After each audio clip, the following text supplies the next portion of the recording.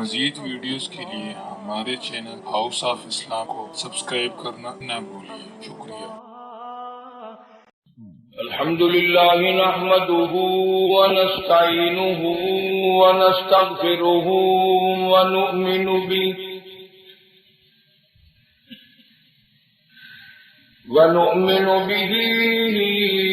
ونتوكل عليه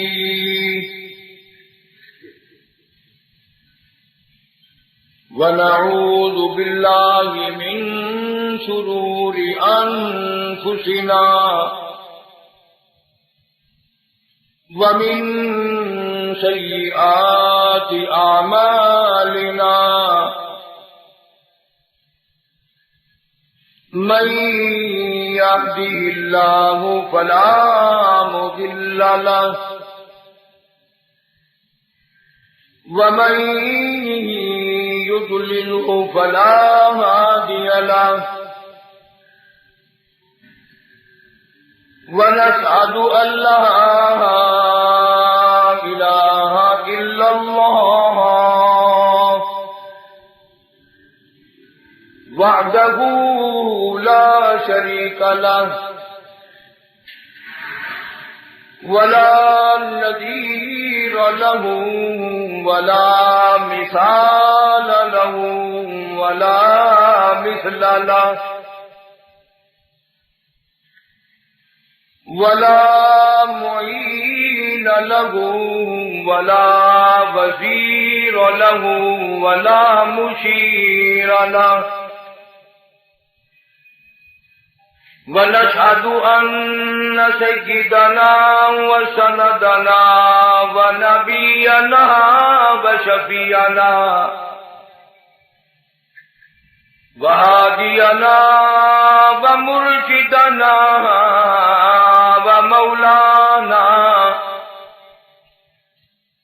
ومولانا محمدا عبده ورسوله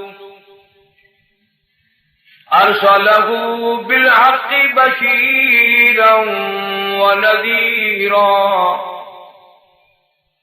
صلى الله تعالى عليه وعلى آله وأصحابه وأزواجه وذرياته وبارك وسلم تسليما كثيرا أما بعد فأعوذ بالله السميع العليم من الشيطان الرجيم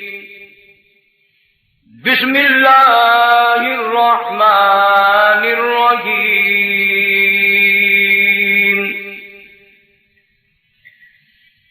ألا إن أولياء الله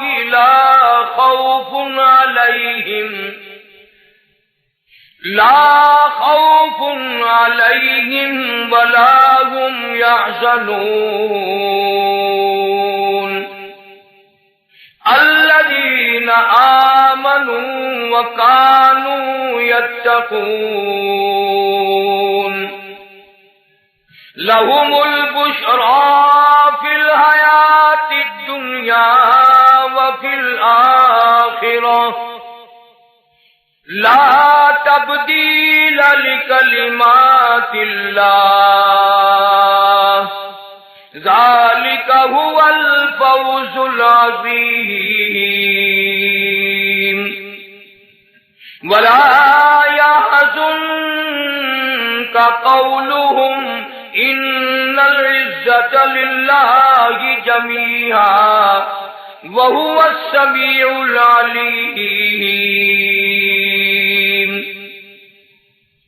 ألا إن لله من في السماوات ومن في الأرض وما يتبع الذين يدعون من دون الله شركاء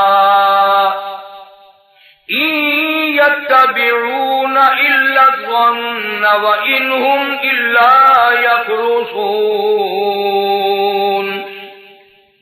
هو الذي جعل لكم الليل لتسكنوا فيه والنهار مبصرا إن في ذلك لآيات لقوم يسمعون وقال النبي صلى الله تعالى عليه وسلم إنما الأعمال بالنيات وإنما لامرئ ما نوى وقال النبي صلى الله تعالى عليه وسلم أنا سيد ولد آدم يوم القيامة وقال النبي صلى الله تعالى عليه وسلم من تشبه بقوم فهو منهم وقال النبي صلى الله تعالى عليه وسلم المرء مع من أحب وقال النبي صلى الله تعالى عليه وسلم ارحم امتی بامتی ابو بکر واشدهم فی امر اللہ عمر واصدقهم حیاء عثمان واتقاهم علی صدق اللہ مولانا العلی العظیم وصدق رسولہ النبی الکریم ونحن على ذلك لمن الشاہدین والشاکرین والحمد للہ رب العالمین۔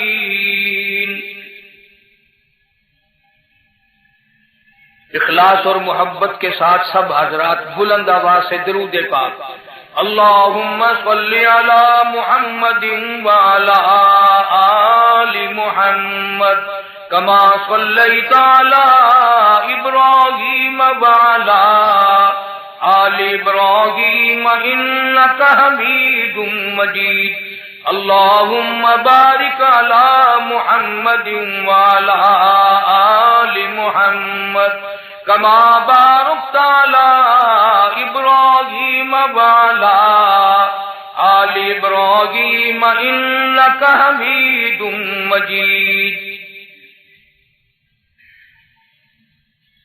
محمد کی غلامی ہے سند آزاد ہونے کی،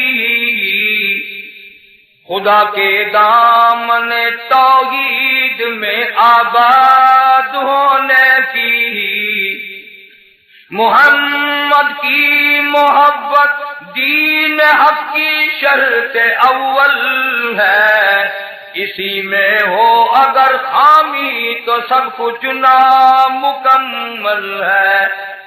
قرآن کریم کی یہ آیات جو اس وقت تلاوت کی گئی،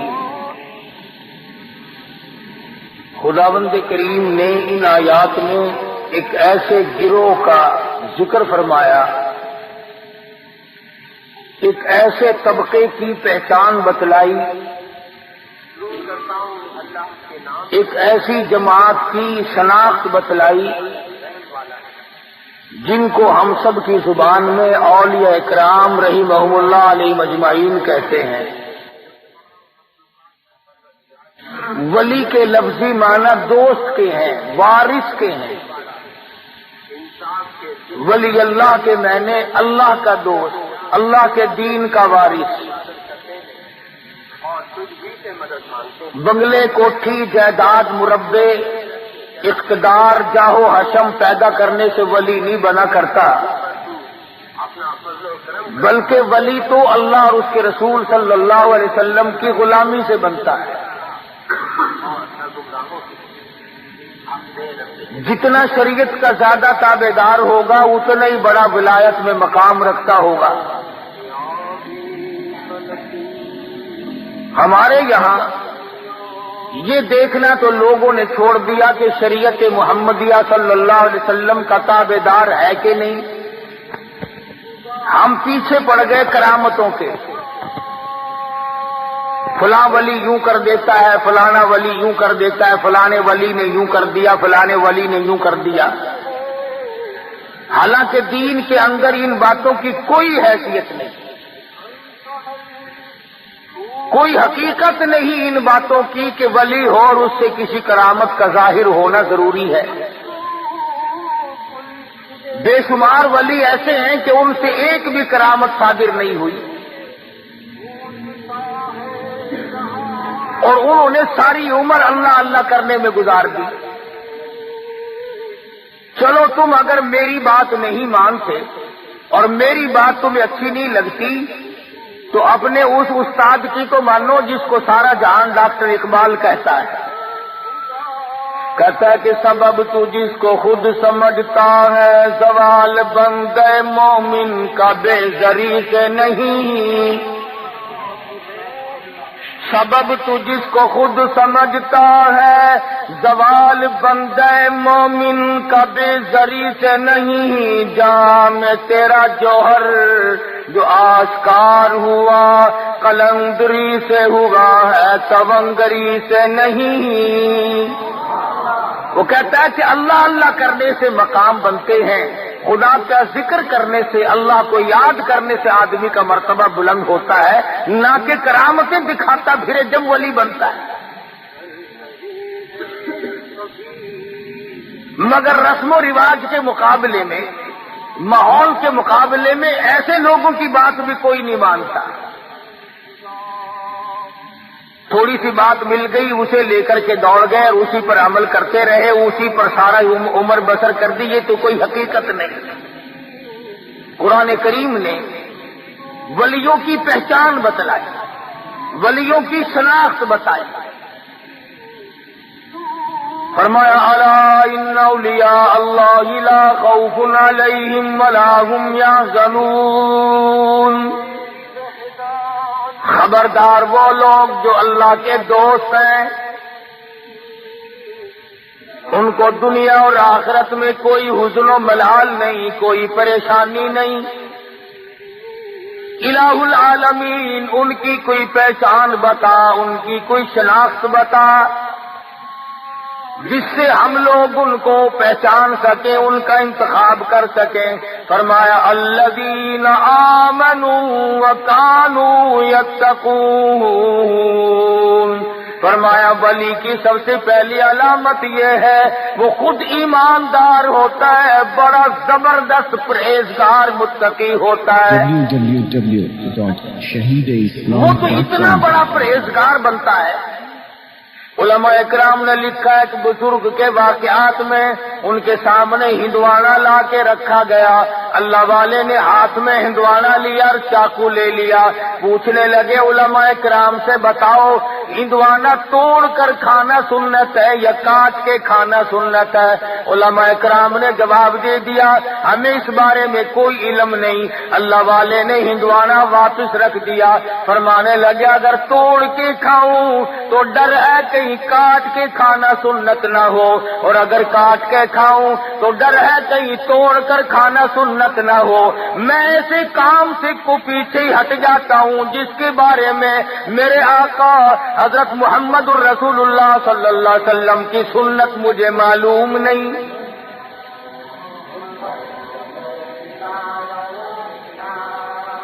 یہ جتنے بھی ولی گزرے ہیں انہوں نے، میں قسمیہ کہتا ہوں، ایک نے بھی سنت کا ترک نہیں کیا۔ رات ہو، دن ہو، صبح ہو، شام ہو، یہ لوگ سنت پہ عمل کرتے ہیں، اور سنت پہ عمل کیے بغیر ولایت ہو بھی نہیں سکتی۔ کیوں؟ سرکار مدینہ صلی اللہ علیہ وسلم کی جوتیوں کے صدقے میں تو ولایت ملتی ہے۔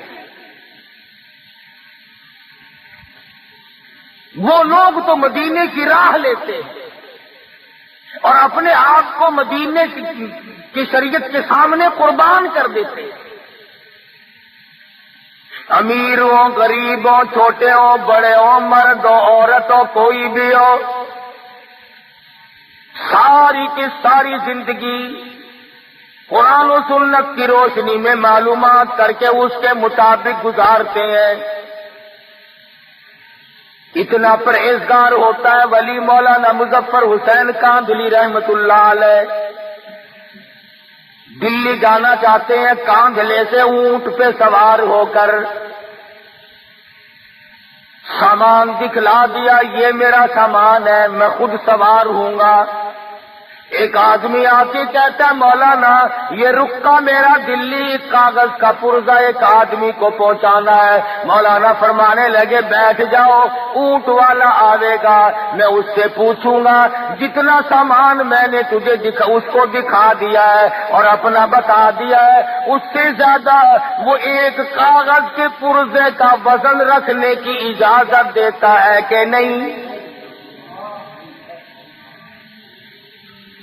اگر میں نے اس کی اجازت کے بغیر اپنی جیب میں ایک رکا کاغذ کا رکھ لیا تو بے ایمانی ہوگی. اس کی اجازت کے بغیر ایک کاغذ کا رکا رکھنا بھی جائز نہیں، اس لیے کہ سامان اس کو دکھا چکا ہوں. مولانا مظفر حسین کاندھلی رحمت اللہ علیہ دلی سے واپس ہونے لگے. اس زمانے میں بیل گاڑیاں چلا کرتی تھی تو حضرت بیل گاڑی میں بیٹھ گئے اور دوران گفتگو گاڑی چلانے والے سے معلوم ہوا کہ یہ گاڑی کسی رنڈی کی ہے، ایک کنجری کی ہے جس نے کرائے پہ کی گاڑی رکھی ہوئی ہے اور یہ ملازم ہے اس کا. تو مولانا نیچے اتر گئے، فرمانے لگے بھائی ذرا پیشاب کرنا ہے. اس کے بعد پیدل چل دیے کہ ذرا پاؤں کھولتا ہوں. 10 کوس کا سفر ہو گیا. وہ کہتا رہا مولانا بیٹھ جاؤ. انہوں نے کہا نہیں ساتھ ساتھ چلوں گا یوں ہی. جب 10 کوس کا سفر ہو گیا تو وہ گاڑی والا کہنے لگا مولانا میں سمجھ گیا ہوں، جب سے میں نے بتایا ہے کہ یہ ایک رنڈی کی گاڑی ہے اس وقت سے آپ اس میں سوار نہیں ہوئے، میرا خیال ہے کہ آپ اس میں سوار ہوں گے ہی نہیں. مولانا نے فرمایا ہاں بات تو یہی ہے. کہا حضرت مجھے واپس کیوں نہیں کر دیا؟ فرمایا بیٹھا اس لیے نہیں کہ گاڑی کنجری کی ہے اور تجھے واپس اس لیے نہیں کیا کہ معاملے کے خلاف ہو جائے گا.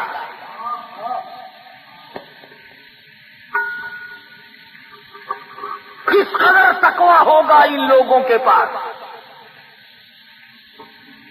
جو اپنی زندگی کے ایک ایک لمحے میں اللہ اور اس کے رسول کی شریعت مقدسہ کا لحاظ کرتے تھے. امام ابو حنیفہ رحمت اللہ علیہ بہت بڑے جلیل القدر بزرگ ہیں، اللہ والے ہیں، امام ہیں. 53 حج اپنی عمر میں ادا فرمائے اور کئی حج ایسے ہیں گھر سے لے کر بیت اللہ تک پیدل گئے پیدل آئے. مگر تقوی کا یہ عالم ہے.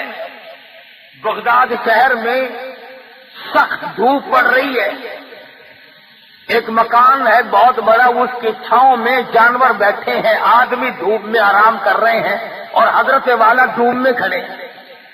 کوئی واقف آدمی آیا، کہنے لگا حضرت جی پسینے میں سرابور ہو، کپڑے بھیگ گئے، یہ بلا کی دھوپ پڑ رہی ہے، دوپہر کا وقت ہے، آپ یہاں سائے میں کھڑے ہو جائیں، آپ دھوپ میں کیوں کھڑے ہیں؟ سبحان اللہ. فرمانے لگے جس کے مکان کا یہ سایہ ہے، جس کے مکان کی یہ چھاؤں ہے، میں نے اس مکان والے سے قرض لینا ہے، ڈرتا ہوں اس کی کسی چیز سے فائدہ اٹھایا سود نہ ہو جائے. کتنا تقویٰ تھا ان حضرات کا. امام احمد بن حنبل رحمت اللہ علیہ بہت بڑے جلیل القدر ولی ہیں. خادم کو ایک اور بات میری یاد رکھنا، نفل پڑھنے سے بھی ولی نہیں بنتا، معاملات کے اندر ثابت قدمی ہو تب ولی بنتا ہے. میں اگر ساری رات نفل پڑھوں اور صبح اٹھ کر کے 100 روپے کسی سے ٹھگی کے مار لوں، میرے نفلوں کا کیا بنا؟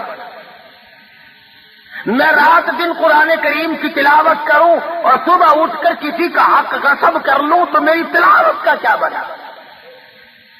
اصل بات معاملے کی ہے.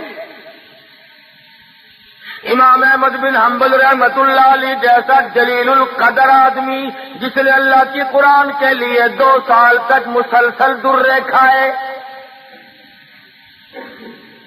خادم کو بھیجا. کہ بازار سے دال لے آ. وہ 1 پیسے کی ذرا سی دال لایا کرتا تھا. اس دن ایسا موقع بنا کہ جب لینے کے لیے کٹورا لے کر خادم دال لینے بازار میں آیا تو کئی دال بیچنے والے بیٹھے تھے. ایک نے کہا پیسے کا 1 چمچہ، دوسرے نے کہا پیسے کے 2 چمچے، تیسرے نے کہا پیسے کے 3 چمچے. چڑھتے چڑھتے 5 چمچوں پہ چلے گئے تو وہ کٹورا بھر کے لایا 1 پیسے کا. میرے جیسا ہوتا تو بسم اللہ پڑھ کے غوطے لگاتا کہ اچھا اور زیادہ مل گئی. تو امام احمد بن حنبل رحمت اللہ علیہ نے پوچھا کہ پیسہ تو 1 دیا تھا، یہ اتنی ساری دال کیسے آ گئی؟ خادم کہنے لگا حضرت مزے آ گئے، دال بیچنے والوں کا مقابلہ ہو گیا، اپنا کام بن گیا. ان کی ضد لگ گئی آپس میں. اس نے کہا 2 چمچے، اس نے کہا 3 چمچے، اس نے کہا 4 چمچے، میرا تو کٹورا بھر گیا. امام احمد بن حنبل رحمۃ اللہ علیہ فرمانے لگے یہ دال میرے کھانے کی نہیں، یہ کاروبار تو نہ ہوا، یہ سودا تو نہ ہوا، یہ تو چڑ بازی اور ضد بازی کا سودا ہے. یہ دال واپس کر کے آ. ضد میں آ کر اس نے خسارہ اٹھایا ہے، گھاٹا برداشت کیا دال بیچنے والے نے. ہم جیسا ولی نہ پہنچا. وہ دلی میں کسی نے آواز دی کہ آنا روٹی دال مفت، تو یوں ہاتھ کر کے کھڑا ہو گیا. انہوں نے کہا روٹی پلے رکھ، دال ہی پلا دے مجھے تو بس. مفت کی چیز کو بڑے تلاش کرتے پھرے ہم. اس نے کہا تھا روٹی کے ساتھ دال مفت ملے گی، کہ آنا روٹی دال مفت. انہوں نے کہا لاؤ دال ہی پلا دو بس. امام نے دال کو واپس کیا تو وہ خادم دال لے کے واپس گیا. کہنے لگا بھائی میرے بزرگ نے یہ دال واپس کر دی. واپس کے ضد باز کہنے لگے اگر واپس لے لی تو بازی ہار جاؤ گے. دکاندار آپس میں کہنے لگے بازی ہار جاؤ گے. انہوں نے لی نہیں. وہ پھر واپس آیا. اب تو چاہیے تھا نا کہ لا یار بیٹھ کے اپنا رگڑا چڑھاؤ، نہیں لی تو نہیں صحیح. مگر امام احمد بن حنبل رحمت اللہ علیہ فرمانے لگے مسجد کے دروازے پہ کھڑے ہو جاؤ اور یہ اعلان کرو 1 پیسہ احمد بن حنبل کا لگا. دکانداروں کی ضد بازی ہوئی، یہ دال ہے کسی نے لینی ہو تو لے جاؤ. علماء کرام نے لکھا ہے 2 دن 2 رات تک آواز لگاتا رہا، کوئی اس دال کے لینے والا نہ ملا. کیسے نیک لوگ ہوں گے، کتنا حلال کھاتے ہوں گے، ان کے پیٹ میں کتنے حلال کے لقمے جاتے ہوں گے کہ تھوڑے سے صبح والی چیز کے لینے والا بغداد شہر میں کوئی نہیں ملا.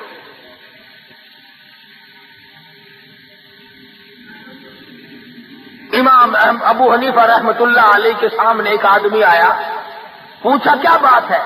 کہنے لگا جی میری بکری گم ہو گئی. کیسی تھی بکری؟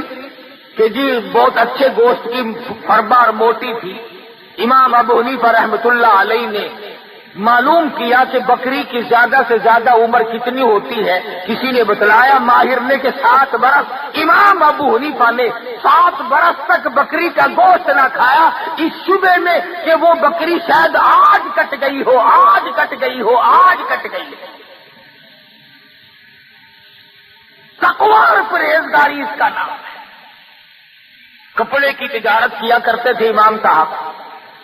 ایک تھان میں کوئی نقص تھا، ملازم نے پوری گٹھڑی کا سودا کر دیا. اب وہ چلی گئی. امام صاحب نے پوچھا کہ اس میں ایک تھان تھا، اس میں نقص تھا، تم نے وہ بتایا اسے؟ کہنے لگا جی میں تو بھول گیا بتلانا.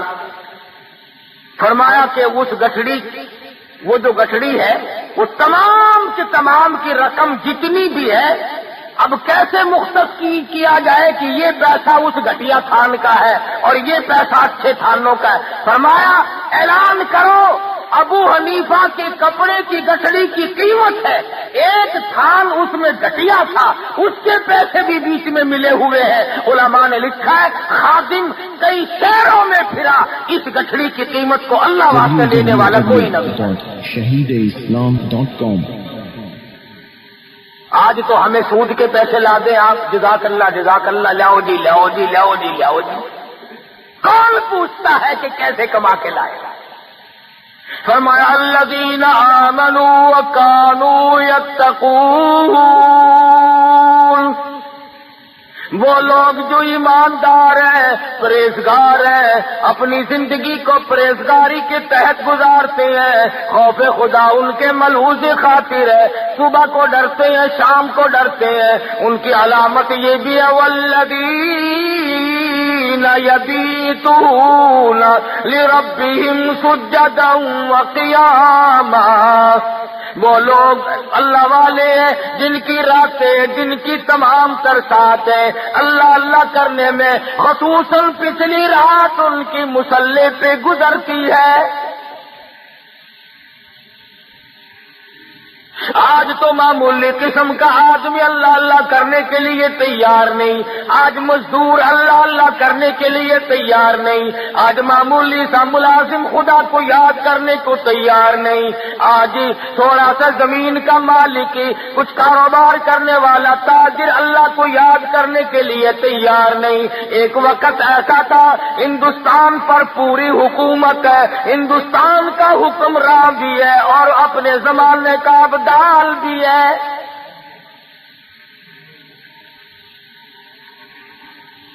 آج تو 2 ٹکے جس کے پلے آ گئے اس سے اس کا غرور ختم نہیں ہوتا، اس کی انانیت ختم نہیں ہوتی۔ اللہ میاں نے تھوڑا سا حسن دے دیا، قبر میں جانے تک اس حسن کا غرور ختم نہیں۔ اللہ میاں نے تھوڑا سا کاروبار دے دیا، اس کاروبار پر اتنا گھمنڈ ہے، فرمایا قل اللہ یحییکم ثم یمیتکم ثم یجمعکم الی یوم القیامۃ لا ریب فیہ۔ او امیروں اور وزیروں اور سفیروں اور تاجروں اور ذمہ داروں اور پیروں اور بڑے بڑے مولویوں، میرا دربار بڑا مہنگا ہے، جب آؤ گے تو تم قل اللہ یحییکم، میں نے تمہیں زندگی دی، یہ نعمتیں میں نے عطا کی ہیں، ثم یمیتکم، میں تمہیں برباد کر دوں گا، ثم یجمعکم الی یوم القیامۃ لا ریب فیہ، پھر مجھے اپنی کبریائی کی قسم تم سب کو اپنے پاس کھڑا کر کے ایک ایک سانس کا حساب لوں گا۔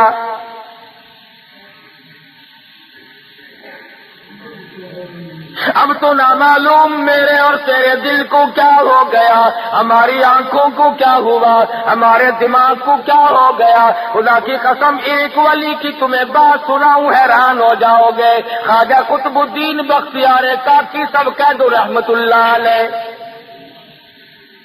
بہت بڑا ولی ہے۔ بابا فرید الدین شکر گنج رحمت اللہ علیہ پاک پٹن شریف والوں کا پیر ہے، بڑے بڑے ولیوں کا پیر ہے، بڑے بڑے بزرگوں کا پیر ہے۔ خواجہ قطب الدین بختیار کاکی رحمت اللہ علیہ دلی میں بہت بڑے ولایت کے منصب پہ فائز ہیں۔ موت تو پیروں کی بھی آتی ہے، موت تو مولویوں کی بھی آتی ہے، میں نے سنا ہے کہ صدروں کی بھی موت آ جاتی ہے، میں نے سنا ہے گورنر بھی مر جاتے ہیں، میں نے یہ بھی سنا ہے کہ وزیروں کے بنگلے بھی سنسان ہو جاتے ہیں، میں نے سنا ہے بڑے بڑے تاجروں سفیروں کی کوٹھیاں ویران ہو جاتی ہے۔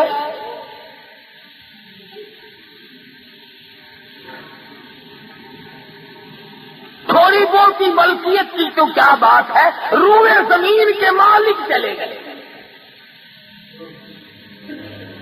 زمین اتنوں کو کھا گئی اور کبھی ڈکار نہ لی،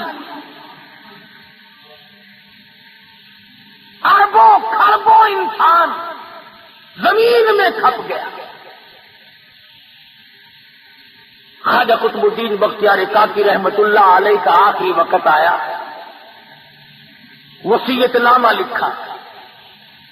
ہمارے یہاں تو وصیت نامے اس قسم کے ہوتے ہیں، چھوٹی کوٹھی چھوٹی بیوی کی، بڑی کوٹھی بڑی بیگم کی، فلاں رقبہ فلاں لڑکے کا، فلاں کار فلاں کی، ہم تو یہی لکھیں گے نا، اور ہم نے کیا لکھنا ہے؟ اصل تو لکھنے کی نوبت ہی نہیں آتی، گول مول دھڑم کر کے موت آتی ہے، فرصت ہی نہیں لکھنے کی۔ اور لکھے گا تو وہ جس کو موت کا یقین ہو، جس کا یہ خیال ہو کہ میری موت آئے گی۔ میرا تیرا تو یہ خیال ہے کہ ہم نے مرنا ہی نہیں، جو زمین میں چلے گئے موت ان کو الاٹ کی، ہم کیوں مرے؟ اللہ پاک فرماتے ہیں اور تم تو کیا ہو، تم سے بڑے بڑے آئے، اور جب میں نے ان کو جھٹکا دیا کیوں نہ کر سکے؟ یہ چونکہ ولی تھے، وصیت نامہ لکھ دیا، میرا جنازہ، وہ جنازہ پڑھانے کی شرطیں لکھ ماری۔ پہلی شرط یہ ہے میری نماز جنازہ وہ آدمی پڑھائے، وہ آدمی میرا جنازہ پڑھا سکتا ہے جس میں 4 شرطیں پائی جائیں۔ www.shahideislam.com میرا نماز جنازہ ہر آدمی نہ پڑھائے، ہر کوئی میرے جنازے کے لیے کھڑا نہ ہو، وہ آدمی پڑھائے جس میں 4 شرطیں پائی جائیں۔ پہلی شرط یہ ہے جب سے اس نے ہوش سنبھالا میرے جنازے کے وقت تک اس کی ایک وقت کی بھی، ایک دن کی بھی، ایک نماز بھی جماعت کے بغیر نہ ہوئی ہو، ساری عمر میں کبھی تکبیر اولیٰ فوت نہ ہوئی ہو، بیماری میں، دکھ میں، درد میں، سفر میں، حضر میں، کسی وقت میں بھی، کسی پریشانی میں بھی، کیسی تکلیف کیوں نہ ہو، ایک وقت کی بھی جماعت کی نماز اس کی ترک اور قضا نہ ہوئی ہو۔ پہلی شرط نماز جنازہ پڑھانے کی یہ ہے۔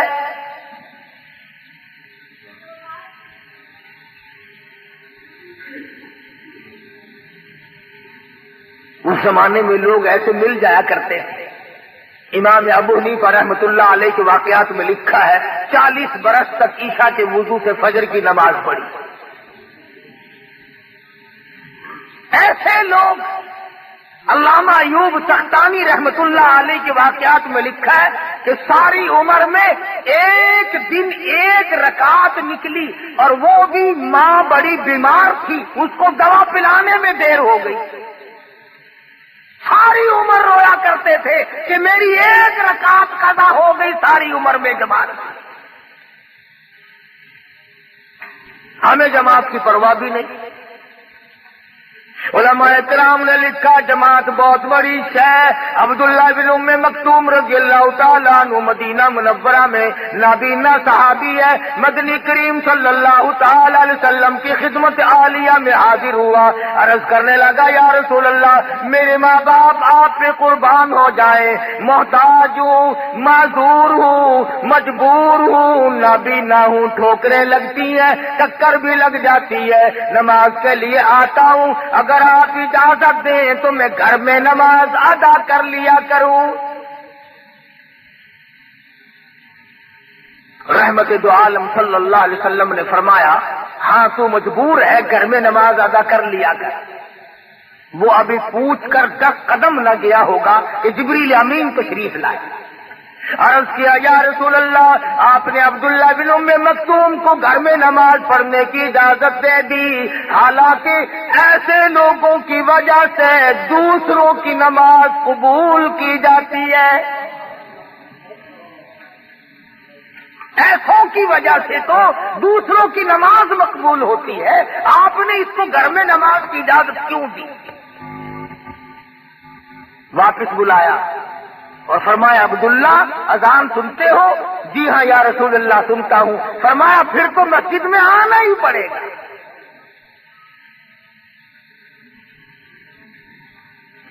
جماعت کی نماز تو کیا پڑھیں گے، ہمیں صحیح معنوں میں جمعہ پڑھنے کی بھی توفیق نہیں۔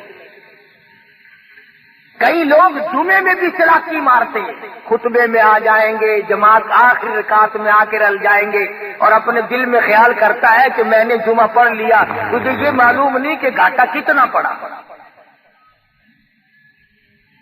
تو خواجہ قطب الدین بختیار کاکی رحمت اللہ علیہ نے پہلی شرط لکھ دی، میری نماز جنازہ وہ آدمی پڑھائے جس کی تمام عمر میں کبھی بھی کسی حال میں بھی اس کی ایک وقت کی بھی جماعت کی نماز قضا نہ ہوئی ہو۔ فرمایا دوسری شرط یہ ہے، میری نماز جنازہ وہ آدمی پڑھائے جس کی تمام عمر میں کبھی بھی بیماری میں، سفر میں، کبھی بھی کسی حال میں بھی اثر کی سنت قضا نہ ہوئی ہو۔ اب یہ ولی ہے، دیکھو کیا کیا شرطیں اپنے جنازے کے لیے لکھ رہا ہے۔ فرمایا میری نماز جنازہ وہ آدمی پڑھا سکتا ہے جس سے فرض تو کیا، واجبات تو کیا، ضروری نماز تو کیا، اثر کی سنتیں جو نفل کے درجے میں اب وہ بھی کبھی اس سے قضا نہ ہوئی ہو۔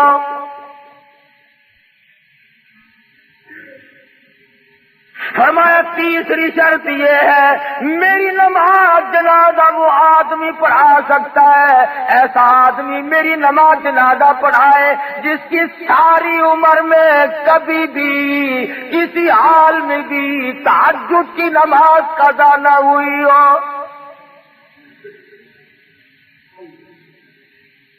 اس لیے کہ تہجد کی نماز کو خاص دخل ہے ولایت کے ساتھ، امن هو قانت آناء الليل ساجدا وقائما يحذر الآخرة ويرجو رحمت ربی، ساری رات سجدوں میں گزار دے، اللہ کے حضور میں گزار دے، اور فرمایا تہجد ولی کیوں نہ پڑھے، نبی کو حکم ہو رہا ہے یا ایھا المزمل قم اللیل الا قلیلا نصفہ او انقص منہ قلیلا، اور کالی کملی اوڑھنے والے اٹھو اور میرے سامنے کھڑے ہو کر قرآن کی تلاوت کرو۔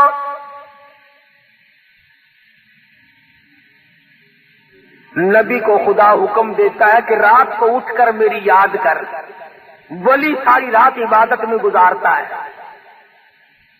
ہمارے زمانے کے بعض پیر سے پوچھو نا، حضرت جی نماز نہیں پڑھ دے، آخر میں مدینے پڑھ کے آنا، میں مدینے پڑھ آیا، روٹی اتھو رگڑدا ہے، سارے کھانے تے پینے تے پہننے تے سارا رگڑا اتھوں چاڑدا ہے تے نماز مدینے پڑھدا ہے۔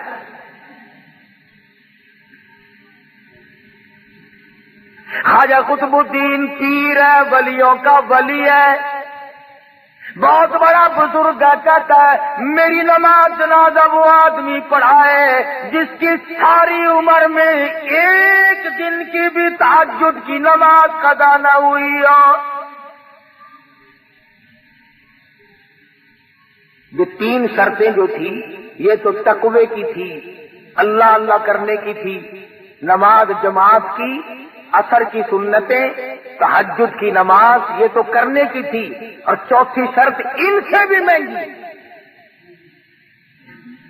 چوتھی شرط ان سے بھی زیادہ مہنگی اور گرم ہے اور بہت زیادہ سخت ہے۔ فرمایا لوگوں میری نماز جنازہ وہ آدمی پڑھائے جس کی تمام عمر میں کبھی بھی کسی حال میں بھی ساری زندگی میں غیر عورت پہ اس کی کبھی نگاہ نہ پڑی ہو۔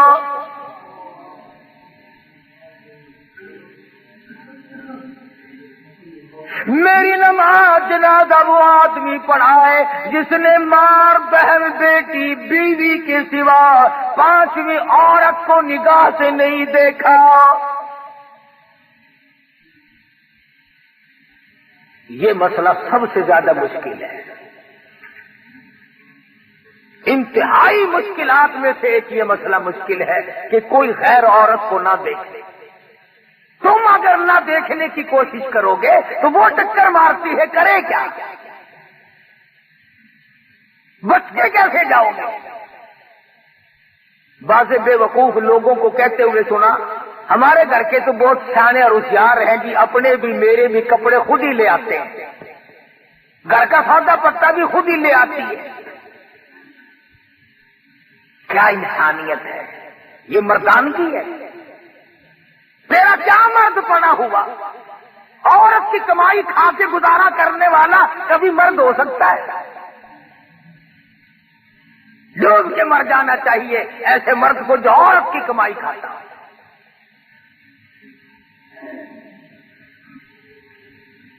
نگاہ کی حفاظت مدنی کریم صلی اللہ تعالی علیہ وسلم کے زمانے سے صحابہ کرام میں اتنی تھی. یہودی عیسائی دین کے اگرچہ دشمن تھے مگر اپنی جوان بیٹیوں کو، جوان بہنوں کو سال سال 2 سال کے لیے تجارت کے لیے جاتے تھے، مسلمانوں کے گھر میں چھوڑ جاتے تھے. خدا کی قسم کبھی کسی مسلمان پہ جھوٹا الزام بھی نہیں لگا.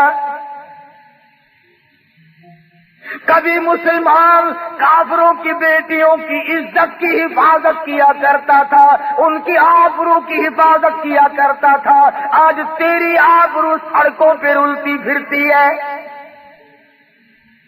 آج تیرا دیوالیہ نکل گیا اور احساس تک نہیں کہ ہو کیا رہا ہے.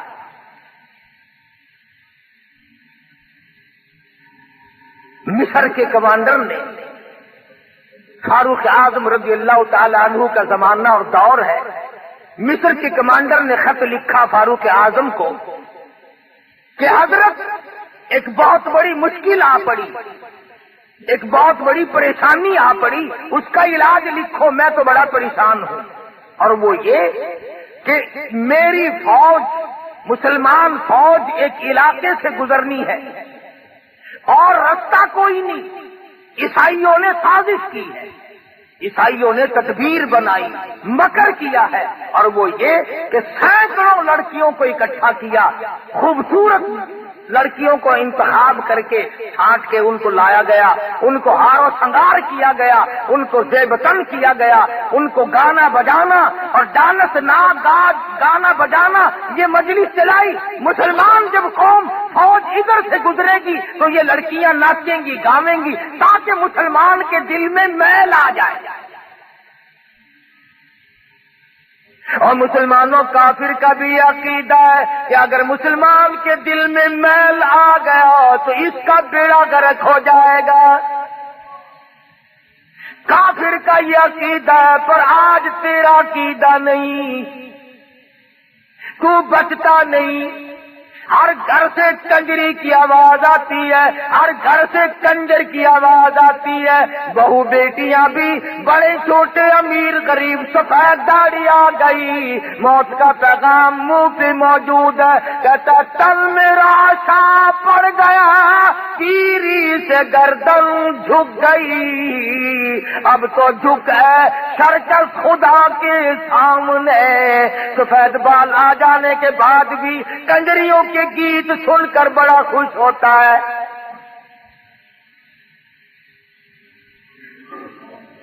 اور جب ہماری روحوں میں گانا بجانا رچ گیا تو ہم گیت سنتے ہی مریں گے، گانے گاتے یا گانے سنتے ہی مریں گے.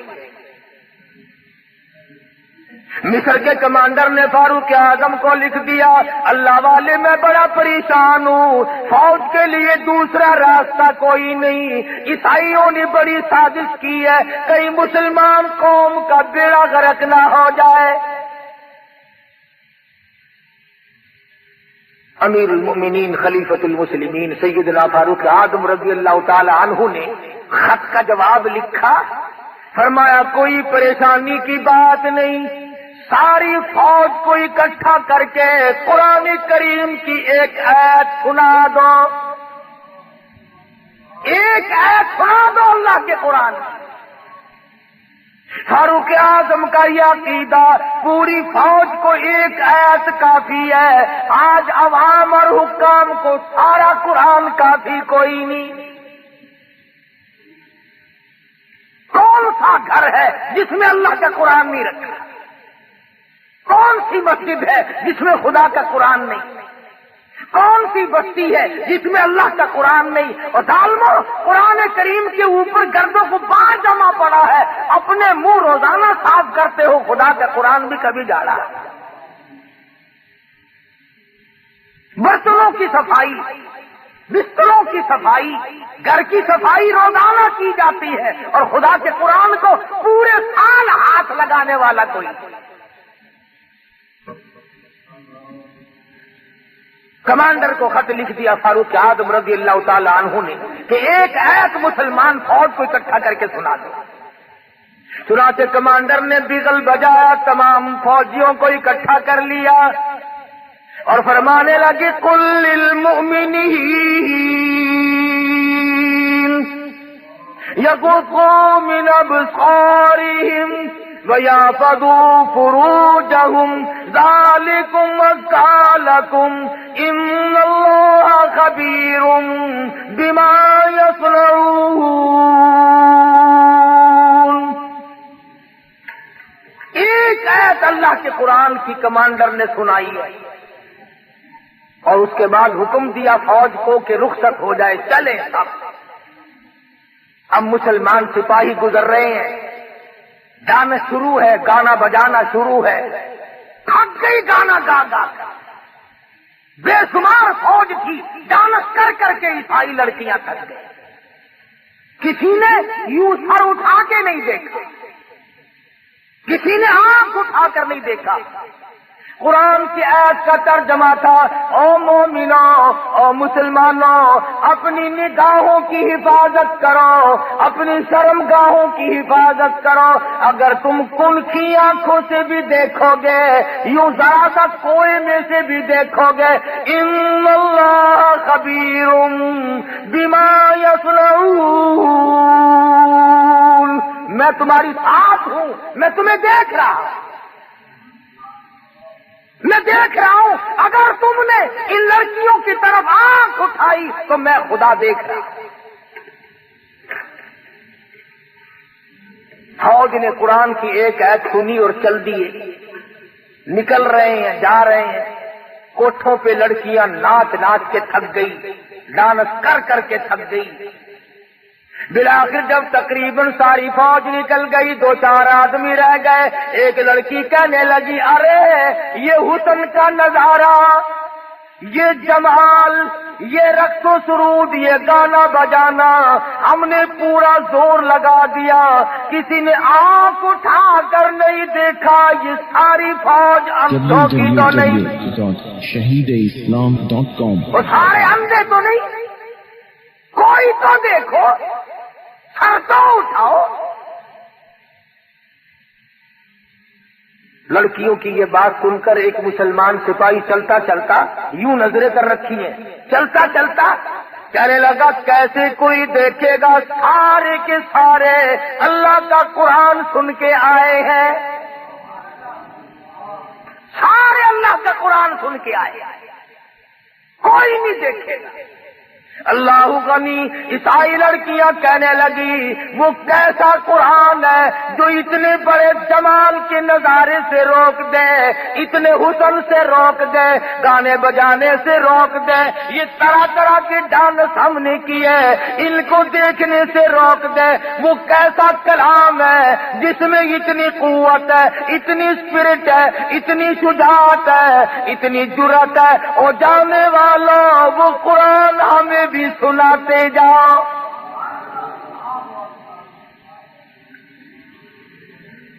وہ خدا کا قرآن ہمیں بھی سناتے جاؤ۔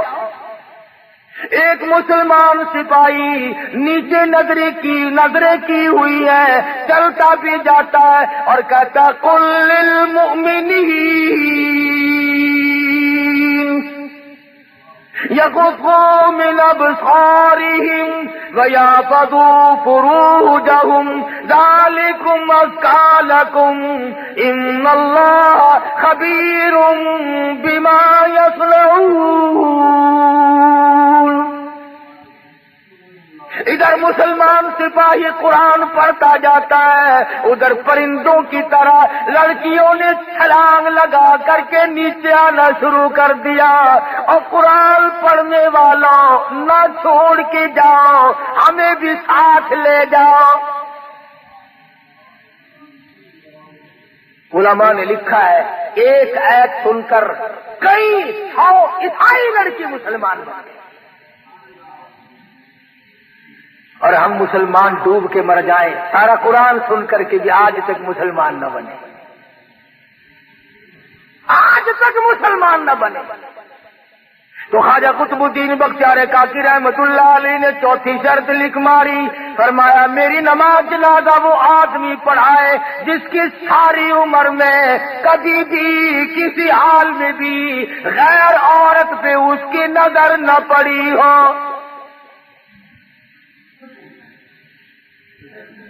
دلی میں خواجہ قطب الدین بختیار کاکی رحمت اللہ علیہ کا انتقال ہو گیا۔ میرٹھ، غازی آباد، مراد آباد، پانی پت، سہارنپور، پوری دنیا میں لوگوں نے شور مچایا، اتنی مخلوق آئی۔ علماء کرام نے لکھا ہے کہ کئی لاکھ آدمی جنازہ پڑھنے آیا۔ جنازہ رکھا ہوا ہے، تھوڑی تھوڑی سی دیر کے بعد وصیت نامہ پڑھ کے سنا دیا جاتا ہے کہ بھی خواجہ صاحب نے یہ لکھا ہے، دیکھ لو جس میں یہ 4 شرطیں پائی جاتی ہو وہ آگے آؤ اور جنازہ پڑھاؤ۔ مفتی موجود تھے، قاضی موجود تھے، قاری موجود تھے، عالم موجود تھے، مگر اپنے اندر 4 شرطیں مکمل نہیں دیکھتے تھے، کسی نے ہمت نہ کی کہ آگے بڑھ کر جنازہ پڑھائے۔ سچائی کا زمانہ تھا۔ آج اگر کوئی لکھ کے بھی رکھو گے نا تو چھلانگ لگا کر پہلے مصلی پہ وہ آئے گا جس نے کبھی فرض پڑے ہی نہیں ہوں گے۔ انہوں نے کہا چلو اور نہیں تو اخبار میں فوٹو تو آئے گا۔ ہاں کبھی آج شام کو جا کر کے سارے سرانے لکھ کے رکھ دو، بغیر جنازے کے جانا پڑے گا، پڑھانے والا ملے گا ہی نہیں انشاءاللہ۔ ان شرطوں والا تجھے ملنا ہی نہیں، اس وقت میں نہیں ملا تو آج کیسے ملے گا؟ خواجہ قطب الدین بختیار کاکی رحمت اللہ علیہ کا جنازہ رکھا ہے، سارا دن گزر گیا، علماء موجود ہیں، محدثین موجود ہیں، بڑے بڑے ولی موجود ہیں، مگر کوئی جنازہ پڑھانے کی ہمت نہیں کرتا۔ بالآخر شام ہوئی، ایک آدمی اگلی صف میں سے نکلا اور خواجہ قطب الدین بختیار کاکی رحمت اللہ علیہ کے جنازے کے قریب پہنچا اور منہ سے کفن کا کپڑا اٹھا کے کہنے لگا، او اللہ والے سمجھ گیا ہوں، جانتا ہوں کسے لکھ کے گئے ہو، کسے حکم دے رہے ہو، او خواجہ تجھے کیا ملا؟ میرا حال یا رب جانتا تھا یا خواجہ جانتا تھا، اور تجھے کیا ملا میرا راز فاش کر کے؟ میں چاہتا تھا تیرے سوا، میرے رب کے سوا میرا حال دنیا میں کوئی نہ جانے۔ میں نے مخفی زندگی گزاری ہے، اب بڑی مجبوری ہے، آپ نے شرطیں لکھ دی، اب اگر میں اپنا راز چھپاتا ہوں تیرا جنازہ پڑھانے والا کوئی نہیں، اور اگر تیرا جنازہ پڑھاتا ہوں پھر میرا راز باقی کوئی نہیں، یا میرا راز کھلتا ہے یا پھر تیرا جنازہ رہتا ہے۔ او خواجہ تجھے کیا ملا؟ خود رخصت ہو گئے، مجھے دنیا والوں کے سامنے رسوا کر گئے۔ میں چاہتا تھا تیرے سوا، میرے رب کے سوا میرا حال کوئی نہ جانے، میں یوں ہی اپنے رب کے حضور جانا چاہتا تھا۔ خواجہ قطب الدین رحمہ اللہ کے جنازے کے قریب کھڑے ہو کر آنسو بہائے اور منہ ڈھانپ کر آیا اور کہنے لگا، لوگوں اب خواجہ کا جنازہ تو میں پڑھاؤں گا ہی، صفیں درست کرو، میں نماز جنازہ پڑھاؤں گا۔ چاروں شرطیں پائی جاتی ہیں، یقین کرو یہ کوئی صوفی نہیں تھا، یہ کسی مسجد کا امام نہیں تھا، یہ خطیب نہیں تھا، یہ علاقے کا پیر نہیں تھا، یہ کوئی حاجی نمازی نہیں تھا، بلکہ ہندوستان کا اس وقت کا حکمراں جس وقت یہ شرط نامہ لکھا گیا، اس وقت کا پورے ہندوستان کا بادشاہ خواجہ شمس الدین التمش تھا۔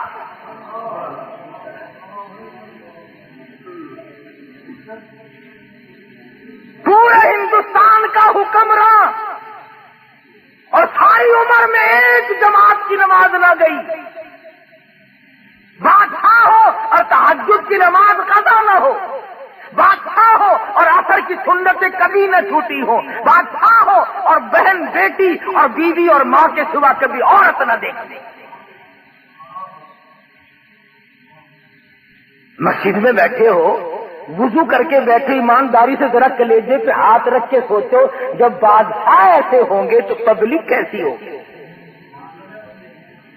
عوام کیسے ہوں گے، لوگ کیسے ہوں گے، حالات کیسے ہوں گے، اس وقت کیسی ہوا چلتی ہوگی۔ ارے خدا کی قسم، ہر آدمی جو مرتا تھا سیدھا جنت میں جاتا تھا۔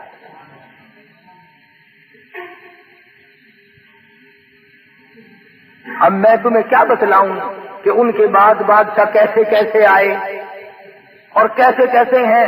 میری ساری تقریر کا ناش کر کے کوئی لوگ یوں کہہ دیں گے کہ شاخی تقریر شروع کر دی۔ میں کہتا ہوں کوئی بھی ہو، وزیر ہو، صدر ہو، گورنر ہو، کمشنر ہو، ذمہ دار ہو، تاجر ہو، ارے مسلمان بن کے مرنے کی کوشش کرو، تمہیں ہو کیا گیا۔ سلطان عالمگیر مغلیہ خاندان کا بادشاہ ہے، ملا جیون رحمت اللہ علیہ کا جنازہ، اس کے استاد کا جنازہ رکھا ہے جامع مسجد دلی کے سامنے۔ انہوں نے شرط لکھی اس طرح کی کہ میری نماز جنازہ وہ پڑھائے جس کی ساری عمر میں کبھی تہجد قضا نہ ہوئی ہو۔ عالمگیر کی چیخ نکل گئی اور فرمایا، لوگوں صفیں باندھ لو، میں پڑھاؤں گا۔ الحمدللہ فقیر کی ساری عمر میں کبھی تہجد قضا نہیں۔ ابھی تم سارے بیٹھے کہہ رہے ہوگے کہ ساری باتیں دلی کی کرتا ہے، بس ملتان کی بتا دوں۔ ہاں تم سارے ولی، میں تو تم سب کو ولی مانتا ہوں۔ حافظ جمال صاحب کا مزار ملتان میں ہے، حافظ جمال رحمہ اللہ کا مزار ہے نا، تاریخ شاہد ہے ملتان کی کہ حافظ صاحب نے یہی شرط، دو شرطیں لکھی، میری نماز جنازہ وہ پڑھائے جس کی عصر کی سنت ساری عمر میں کبھی نہ چھوٹی اور تہجد کبھی قضا نہ ہوئی ہو۔ یہ ملتان شہر کی تاریخ گواہ ہے۔ صبح رات کو انتقال ہوا، سارا دن جنازہ لیے بیٹھے رہے، کوئی جنازہ پڑھانے کی ضرورت نہیں کرتا۔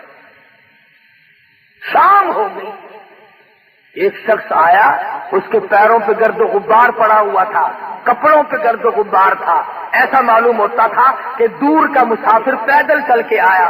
جنازے کے قریب کھڑا ہو کے کہنے لگا، صفیں درست کرو، میں جنازہ پڑھاؤں گا، صفیں درست کرو، میں جنازہ پڑھاؤں گا حافظ جمال کا رحمہ اللہ۔ میرے تیرے جیسے دوڑے، وہ جی سرکار جنازہ تو پڑھاؤ گے، شرطوں کا پتہ ہے؟ شرطیں بڑی سخت ہیں، ورنہ صبح سے کب سے دفنا کے فارغ بھی ہو گئے ہوتے۔ ہم یوں ہی لیے بیٹھے، سارا دن گزر گیا، جناب پتہ نہیں کہاں سے آئے چل کے جنازہ پڑھانے لگ گئے۔ فرمانے لگے، الحمدللہ جب سے میں نے ہوش سنبھالا آج تک فقیر کی تہجد قضا نہیں ہوئی۔ فرمایا آج تک جب سے میں نے ہوش سنبھالا دیگر کی عصر کی سنتیں میری قضا نہیں ہوئی۔ او اللہ والے تو کون ہے؟ فرمانے لگے میں خیر پور ٹاما والی سے چل کے آیا ہوں، ذات کا کمبھار ہوں، خدا بخش میرا نام ہے۔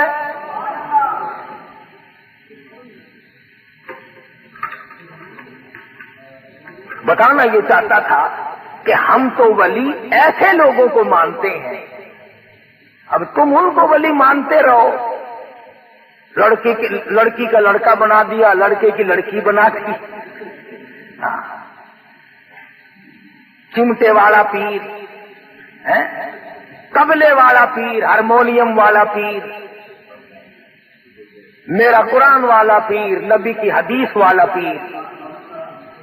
حضرت مولانا خواجہ خان محمد صاحب دامت برکاتہم میرے پیر و مرشد ہیں، خانقاہ سراجیہ والے۔ خدا کی قسم مجلس میں بیٹھ کے تو دیکھ اللہ یاد آ جائے۔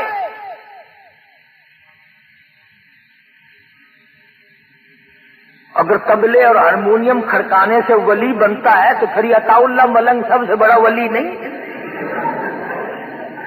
ہاں سوچو ذرا، خدا کے بندوں کچھ انصاف کرو، اپنے دل میں انصاف کرو، کچھ جا کر دیکھو، قبر میں جانا ہے آخر۔